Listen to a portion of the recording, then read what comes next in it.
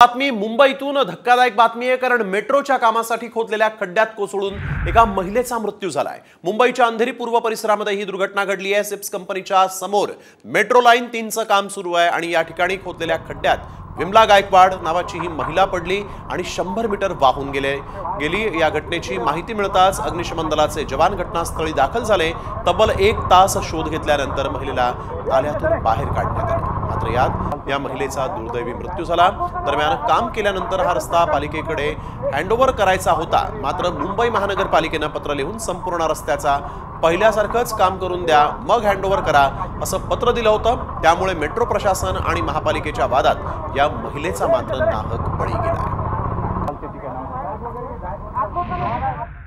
11:30 समजलं आपल्याला।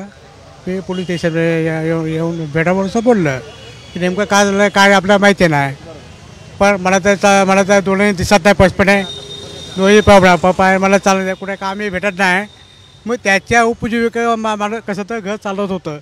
आता तोच आता निघून गेला, आता मी काय करू सांगा मला। हां पाठीमध्ये कोण आहे कोण नाही ते काय मी एकदा काय करू सांगा मला।